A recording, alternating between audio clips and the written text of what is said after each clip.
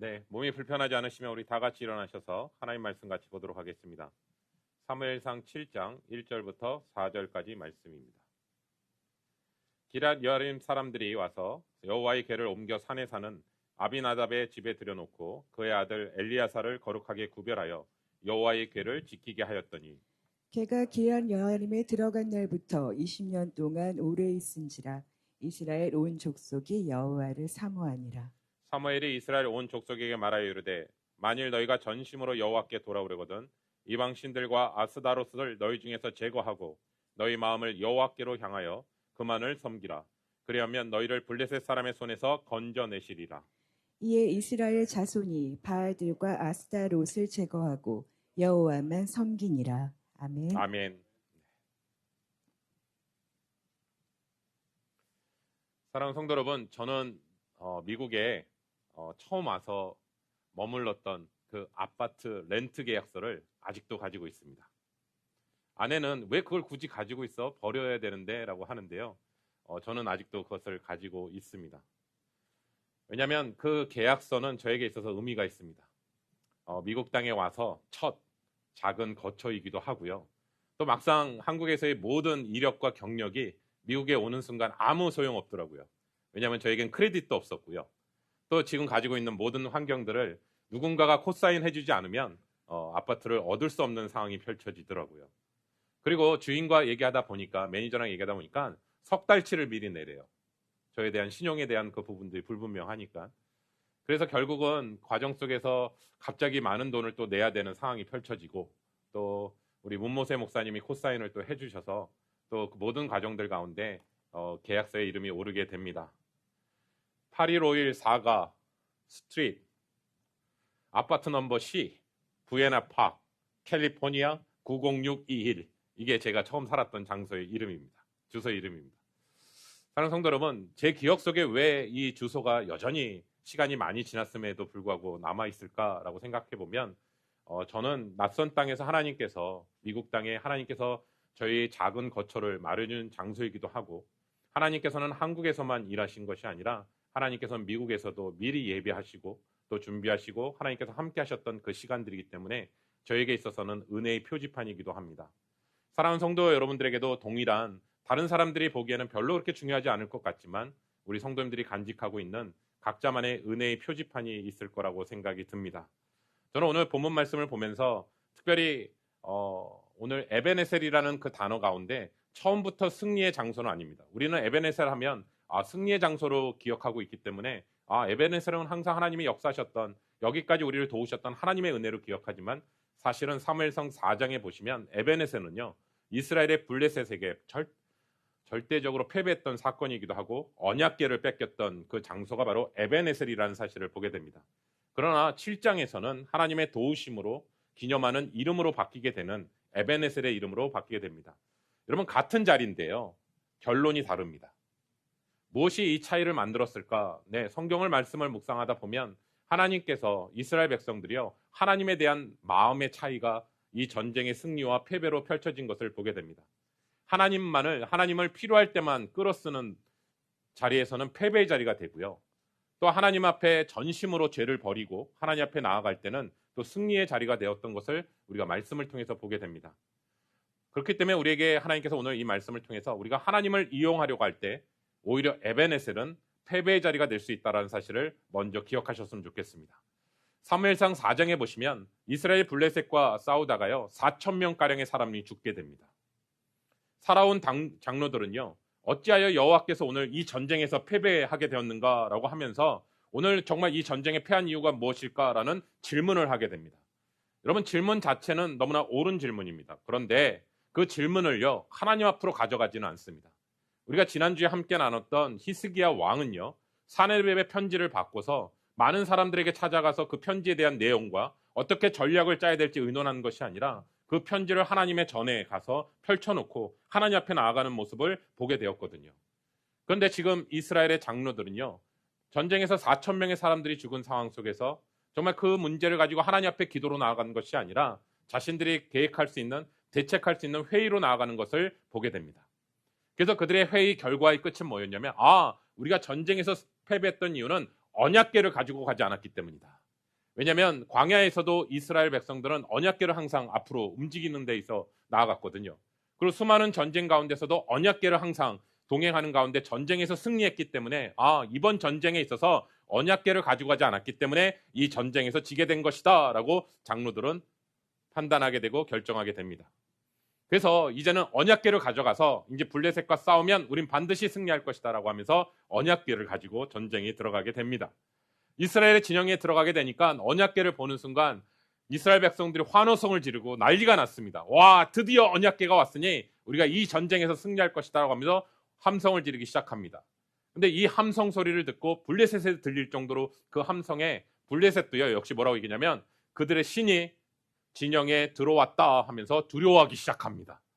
여러분 생각해보세요. 이제 완전히 전세가 역전되는 상황이 펼쳐지는 상황이거든요. 겉으로 보면 대단한 부흥이 일어난 것처럼 보이고 이제는 승리는 정말 쉽게 이루어질 수 있겠구나라는 상황으로 펼쳐질 거라고 생각이 듭니다. 그러나 성경은 분명히 얘기합니다. 겉에 보여있는 이 현상에 대한 마음보다 중심의 마음은 그들은 여전히 하나님 앞에 돌아오지 않았다라는 것을 성경은 얘기합니다. 왜냐하면 이스라엘 백성들은 하나님이 구원하시기보다 언약궤만 있으면 우리를 구원할 수 있다라고 생각하는 그것을 의지하는 모습으로 펼쳐지는 것이죠. 여러분, 우리에게 신앙에서 있어도 이렇게 만들 수 있습니다. 사업이 어려울 때, 건강이 안 좋을 때, 또 자녀의 진학과 취업이 막힐 때 우리는 하나님 앞에 간절히 기도합니다. 그러나 문제가 풀리면요, 언제 그랬냐는 듯이 하나님 없이 살아가는 예전의 모습으로 또 돌아가는 모습을 발견하게 됩니다. 때로는 우리가 이 자리에 지금 예배드리고 있기 때문에 혹은 내가 하나님 앞에 직분을 받았기 때문에 하나님이 나를 지켜주시고 계실 거야, 하나님이 나를 지금 보호하고 계실 거야 라고 영적 안전장치로 삼을 수도 있을 거라고 생각합니다. 그러나 예배당 안에 이 자리에 앉아있는 사실이 곧 하나님과 동행한다는 뜻은 아닙니다. 언약궤가 진영 안에 들어왔을 때 백성의 마음이 하나님으로부터 떠나 있으면 승리할 수 없습니다. 언약궤가 없었을 때 아까 서두에서 얘기했습니다. 4천 명이 죽었습니다. 근데 언약궤가 돌아와서 언약궤 가운데 전쟁을 하고 있는데요, 오늘 성경에 보면 4만 명이 죽습니다. 오히려 언약궤가 있는데 4천 명보다 더 많은 3만 명이요. 3만 명이 죽는 것을 보게 됩니다. 그것으로 끝나지 않습니다. 엘리의 두 아들 홈리와 비느하스도요, 이 전쟁에서 죽게 됩니다. 더 충격적인 사실은 언약궤까지 블레셋에게 뺏기게 됩니다. 여러분, 이런 질문이 생깁니다. 아니, 도대체 어떻게 이런 일이 일어날 수 있지? 하나님이 정말 능력이 없어서인가? 아니요. 이어지는 5장에 보시면 하나님은 다곤 신당에서도 다곤 신을 쓰러뜨리시면서 홀로 하나님의 영광을 스스로 지키시는 모습으로 펼쳐지게 됩니다. 문제는 하나님이 아니라 하나님을 자기 계획의 도구로 삼으려 했던 이스라엘의 마음입니다. 패전 소식을 들은 엘리 제사장은요, 의자에서 뒤로 넘어져 그 자리에서 죽게 됩니다. 우리 볼까요? 사무엘상 4장 18절 말씀입니다. 하나님의 궤를 말할 때 엘리가 자기 의자에서 뒤로 넘어져 문 곁에서 목이 부러져 죽었으니 나이가 많고 비대한 까닭이라. 그가 이스라엘의 사사가 된 지 40년이었더라. 아멘. 아멘. 여러분, 성경에서는 그가 나이가 많았고 비대했다라고 성경은 얘기하고 있거든요. 이 표현은 그 엘리 제사장의 육적인 몸만을 표현하는 것이 아니라 오랫동안 말씀에 반응하지 못하는 영적인 둔감함을 나타내는 단어입니다. 여러분, 엘리는요, 홈리와 비느하스의 죄를 알았어요. 그들의 죄를 알았어요. 그럼에도 불구하고 단호하게 끊어내지 못했어요. 말씀을 들었지만 순종을 미루었고 반복되는 죄를 보면서 너무나 익숙해져 버렸다라는 것을 성경은 표현하는 것입니다. 왜냐하면 15절 말씀에 엘리를 성경은 또 뭐라 표현하냐면 그의 눈이 어두워졌다라고 표현하거든요. 육신의 눈이 어두워졌다라는 의미보다는 성경에서는 그의 눈이요, 영적인 눈이 어두워졌다라는 뜻입니다. 여러분, 영적인 둔감은요, 어느 날 갑자기 찾아오는 게 아닙니다. 처음에는요, 우리가 예배를 빠지잖아요. 그러면 마음이 무거워집니다. 그리고 늘 기도하셨던 분이 기도하지 않잖아요. 그러면 굉장히 마음이 허전해집니다. 그런데 그것이 반복되잖아요. 그러면 어느 순간 아무렇지도 않습니다. 여러분, 우리 마음 가운데 미움과 서운함을 오래 품어도 내 마음이 아프지도 않고 말씀을 들어도 이것은 나와 상관없는 이야기야 라고 느껴지는 거예요. 그게 바로 영적인 둔감함입니다. 여러분, 이민 생활의 바쁨도 우리의 영적인 둔함으로 나아갈 수 있습니다. 희한하죠? 생활은 점점 안정돼 가는 것처럼 느껴지는데 하나님을 향한 갈망은 점점 약해지고 집은 굉장히 넓어지는 것처럼 생각하지만 우리의 마음은 사실 메말라 가져가는 모습을 보게 됩니다. 여러분, 그렇기 때문에 회복은 나는 괜찮다라고 고백하는 것이 아니라 주님, 제 마음이 둔해졌습니다. 이 정직한 고백으로부터 시작된다는 사실입니다. 진정한 회복은 하나님을 향한 사모하는 마음에서 회복이 시작됩니다. 여러분, 빼앗겼던 그 언약궤가요, 블레셋 땅에서 7달을 머물게 되고 이스라엘로 다시 돌아오게 됩니다. 하나님의 역사심들이 일어나죠. 근데 마침 기럇 여아림에 있는 아비나답의 집에 머물게 되는 장면을 오늘 본문은 보게 됩니다. 한번 볼까요? 사무엘상 7장 1절부터 2절입니다.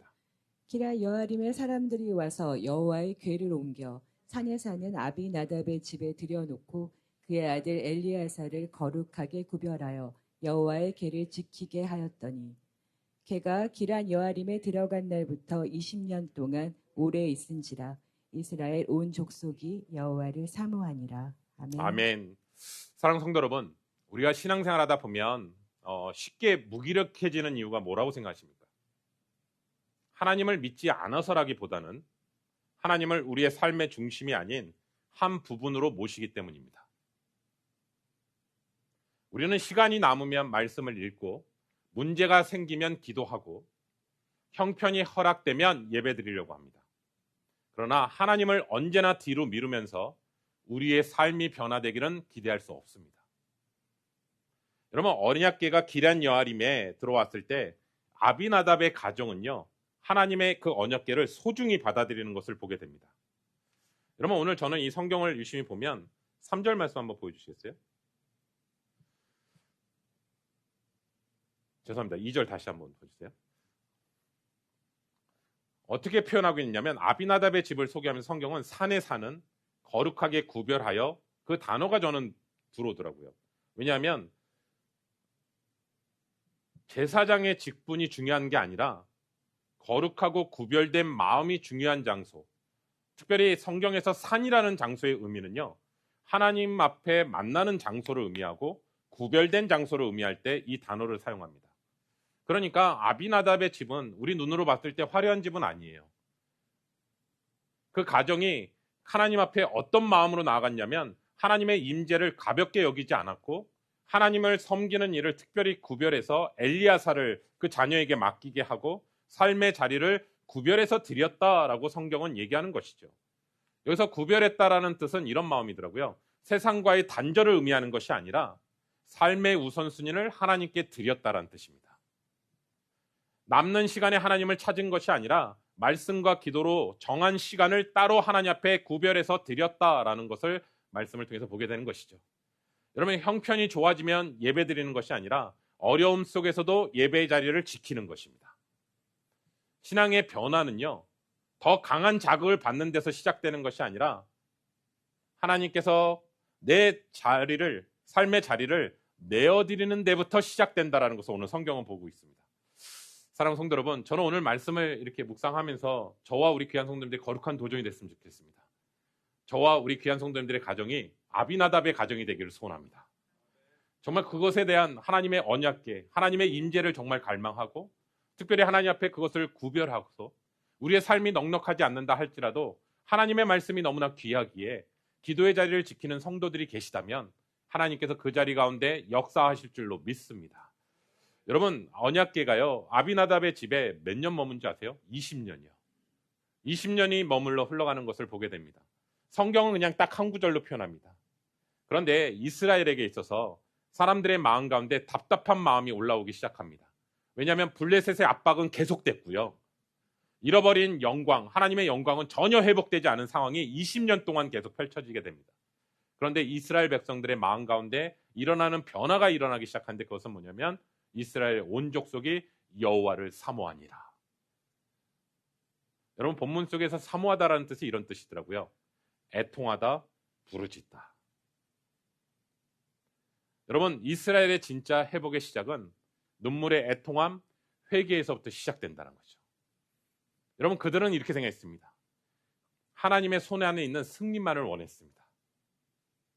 근데 이제는요, 하나님의 얼굴을 그리워하기 시작했습니다. 여러분, 우리가 신앙생활하다 보면 기도 응답이 늦어질 때가 있습니다. 사업이 좀처럼 회복되지 않고 자녀는 오히려 오랫동안 믿음에서 떨어져 있고 치료를 받아도 여전히 통증은 더 심해지는 것 같고 가족관계 안에서의 문제도 여전히 풀리지 않는 상황들. 그때 우리는 하나님 앞에 이렇게 고백하거든요. 하나님, 왜 자꾸 침묵하십니까? 그러나 하나님의 침묵이요, 하나님의 부재를 의미하지는 않습니다. 하나님은 때로는요, 즉시 그 문제를 없애는 대신 문제보다 더 하나님을 갈망하도록 이끄십니다. 여러분, 그렇기 때문에 기다림은요, 버려지는 시간이 아닙니다. 하나님의 도움보다 더 중요한 하나님 자신을 사모하도록 마음으로 새로워지는 그 시간이 바로 기다림의 시간입니다. 여러분, 전심으로 돌아온다는 것은 삶의 방향을 바꾼다는 뜻입니다. 여러분, 백성이 여호와를 사모하기 시작했을 때 사무엘은 다음과 같이 분명하게 얘기합니다. 볼까요? 사무엘상 7장 3절입니다. 사무엘이 이스라엘 온 족속에게 말하여 이르되 만일 너희가 전심으로 여호와께 돌아오려거든 이방 신들과 아스다롯을 너희 중에서 제거하고 너희 마음을 여호와께로 향하여 그만을 섬기라. 그리하면 너희를 블레셋 사람의 손에서 건져내시리라. 아멘. 아멘. 여러분, 저는 이 3절 말씀 한번 유심히 보면 회개라는 그 세 가지의 움직임을 보게 됩니다. 저는요, 회개는요, 역동적이라고 생각합니다. 우리는 회개하면 감정으로 자꾸 생각을 하는데 여러분, 감정뿐만 아니라 회개는 역동적입니다. 왜냐하면 이 3절 안에서 회개에 대한 부분을 표현하고 있는데 첫 번째는 뭐냐면 잘못된 것을 제거하라는 거예요. 두 번째는요, 마음을 하나님께로 향하라는 거예요. 세 번째는 뭔지 아세요? 하나님만 섬기라는 거예요. 이게 회개예요. 회개는 미안한 감정, 그냥 뉘우치는 감정, 그거를 얘기하는 것이 아니라 사실은 삶의 방향을 바꾸는 거예요. 사무엘은요, 이스라엘 백성들에게 하나님께로 돌아오려면 먼저 이방신들과 아스다롯을 제거하라고 얘기합니다. 여러분, 이스라엘 백성들에게 있어서 바알과 아스다롯은 단순한 나무와 돌의 의미가 아닙니다. 왜냐하면 그들이 가나안 땅에 들어가게 돼서 가나안 땅의 그 문화 속에 사사기 때부터 계속 눌려있는 그 문화가 뭐냐면 자신들을 풍요를 주는 신이 바로 바알과 아스다롯이라고 생각했거든요. 그리고 농사가 잘 되면 이것을 지켜주는 신이 바로 이 신이라고 생각을 하고 있었거든요. 그렇기 때문에 우상을 버린다라는 것은 그냥 집안에 있는 그것에 그냥 우상들을 집어 던지는 것이 그 부분이 아니라 앞으로 너희들이 살아갈 삶과 미래가 바알이 아니라 하나님께 맡긴다라는 뜻이에요. 사랑하는 성도 여러분, 우리 집안에요, 여러분들 집안에 아스타롯이랑 바알이 그런 형상들을 숭배하세요? 아니요, 그렇지 않을 거요.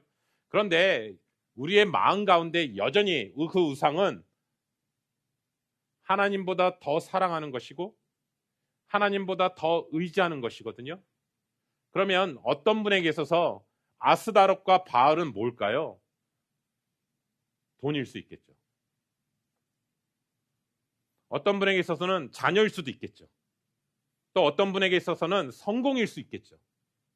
그리고 건강이나 직장일 수도 있고 사업일 수도 있겠죠. 특히 이민 생활하다 보면 늘 불안한 마음이 있거든요. 렌트비, 모기지 페이, 그리고 자녀 교육비, 학원비, 그렇게 생각하다 보면 내가 정말 붙들어야 될 게 있거든요, 지금. 그리고 언제 무슨 일이 터질지 모르니까 그것을 의지할 수밖에 없거든요. 그런데 다시 한번 정직하게 질문할까요?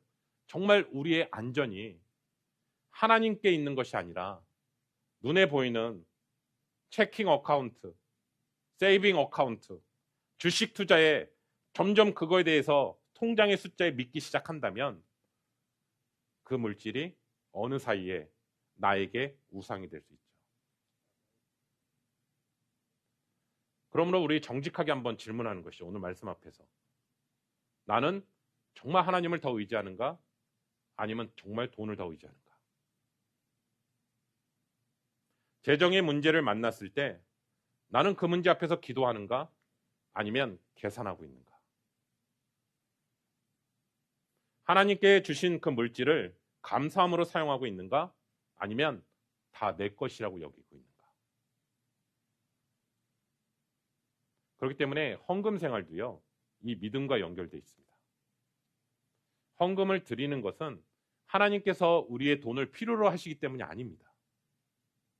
헌금은요, 우리의 삶의 주인은 하나님이십니다 라고 고백하는 것입니다. 그리고 이 물질은 하나님께로부터 왔습니다라고 고백하는 거예요. 그러면 하나님께서 우리에게 먼저 원하시는 건 액수가 아니라요, 마음의 방향이라고요.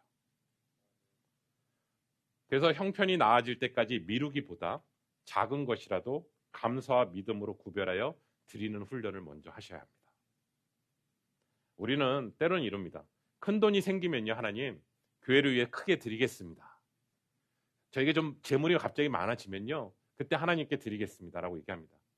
여러분, 그 마음조차도요, 큰 해능을 기다리는 그 마음보다 먼저 필요한 것은요, 지금 가진 것을 놓고 기도하는 게 더 중요합니다.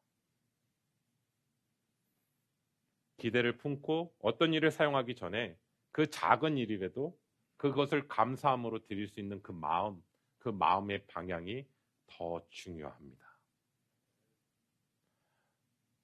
사랑하는 성도 여러분, 이스라엘 사람들은요, 바알과 아스다롯을 제거합니다. 하나님을 사모하는 그 마음이 생기니까 사무엘이 전했던 그 말씀 앞에 과감하게 결단합니다. 그리고 어디로 모이냐면 미스바로 모입니다. 그리고 그들은 물을 길어서요, 여호와 앞에 붓고 금식하면서 이렇게 고백합니다. 우리가 죄를 범하였습니다. 영적으로 잠들어 있었던, 영적으로 둔감해졌었던 그것을, 자신의 죄를 드디어 바라보기 시작하고 하나님께 돌아오는 것을 보게 됩니다. 여러분, 이 장면이 너무 아름답지 않나요? 이제 모든 것들을 다 내려놓고 주님 앞에, 하나님 앞에 자신의 죄를 드러내며 범죄했습니다라고 고백하며 나아갈 때 정말 하나님께서 그 다음에 쫙 열어주시면 너무 좋은데, 성경은 또 이렇게 펼쳐지더라고요. 블레셋 군대 그 타이밍에 쳐들어옵니다. 여러분, 전쟁 중에서도 3만 명이 죽었는데요, 지금 미스바에 모였을 때는 전쟁 준비하러 모인 게 아니라 하나님 앞에 회개하러 모였던 자리입니다. 아마 거기에 모여있는 사람들은요, 군사들이 아니었을 거라고 생각이 듭니다. 그런 와중에 블레셋이 쳐들어온다는 소식을 듣게 됩니다.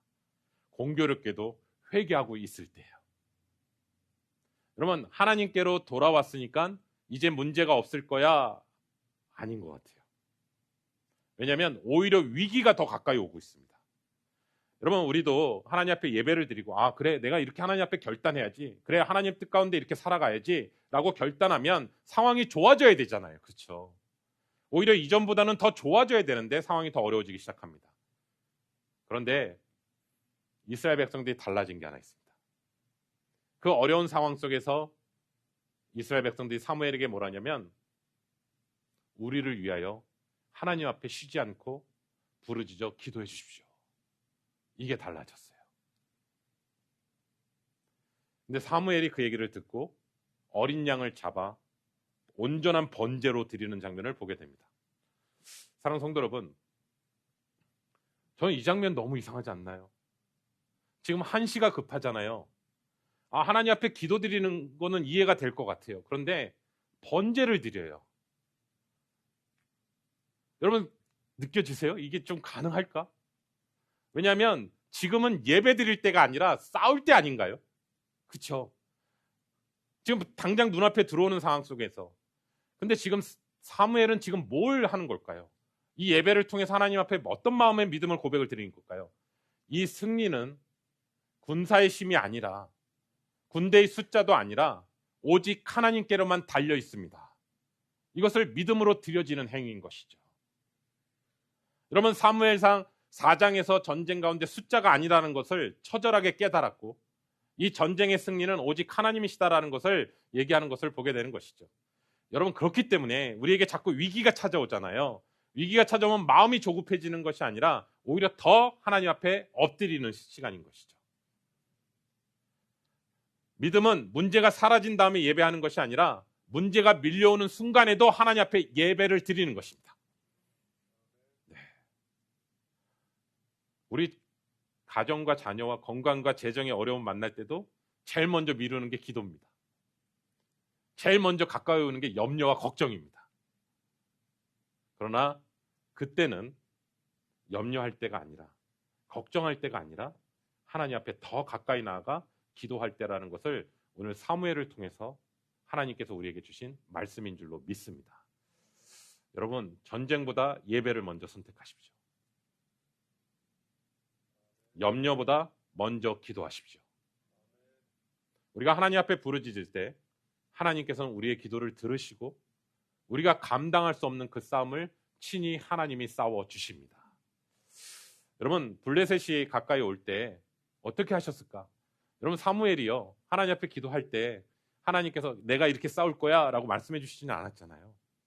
하나님을 신뢰하는 그 마음으로 나아갈 때 전혀 예상하지 못하는, 상상할 수 없는 하나님의 방법으로 얘기하거든요. 큰 우레를 주시거든요. 천둥을 치게 하시면서 그 블레셋 진영을 흐트러 놓으시고 그 전쟁 가운데 승리하신 것을 보게 되거든요. 그래서 저는 이 사무엘의 이 모습이 다윗을 통해서도 또 흘러가요. 전쟁은 하나님께 속한 것이다. 여러분, 저는 여러분의 모든 가정 안에 일어나는 모든 전쟁이 정말 하나님께 속한 줄로 믿습니다. 여러분, 저는 이 말씀을 보면서 이런 마음이 들더라고요. 진짜 하나님을 신뢰하는, 거기서부터 시작이구나. 하나님의 역사하심은 하나님을 신뢰할 때 시작하는 것이구나.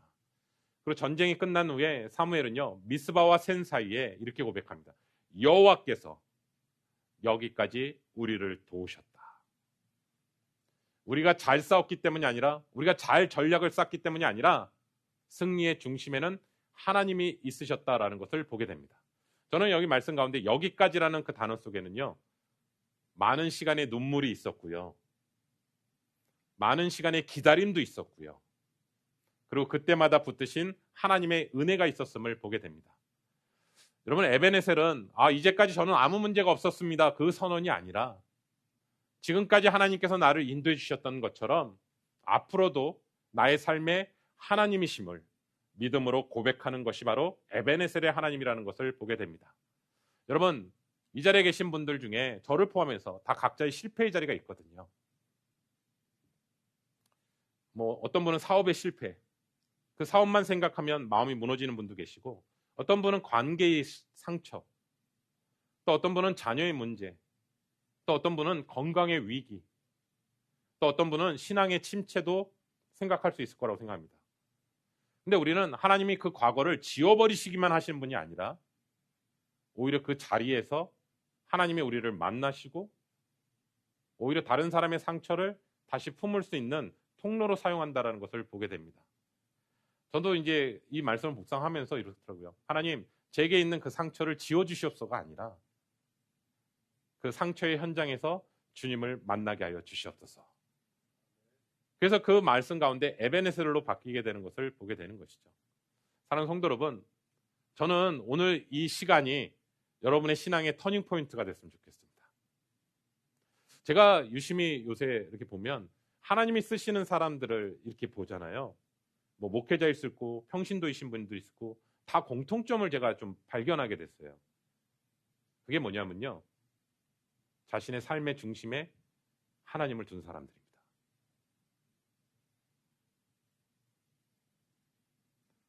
중심에 두지 않은 사람은 너무 많습니다.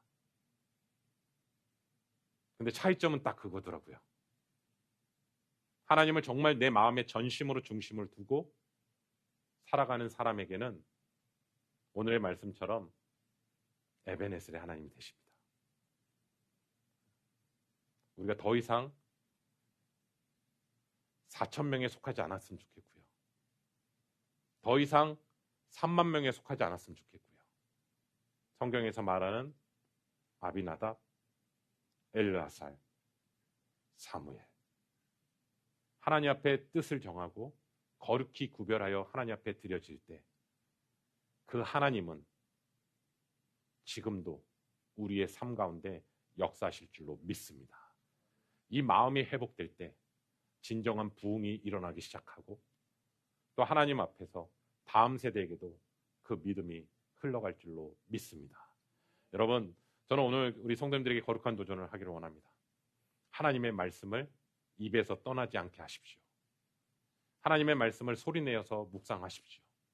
하나님의 말씀을 가까이 하다 보면 영적인 분별력도 생기게 되고, 하나님 앞에 말씀을 붙잡게 되면 기도로 나아가게 되고, 또 우리에게 가장 영적으로 둔감해지지 않을 수 있는 그것은 바로 하나님의 말씀과 기도를 가까이 할 때인 것을 보게 됩니다. 저는 오늘 이 미스바의 부흥이 저와 우리 성도님들의 가정과 형제사랑교회 가운데 다시 일어나는 우리 귀한 역사가 되기를 예수 그리스도의 이름으로 축원합니다.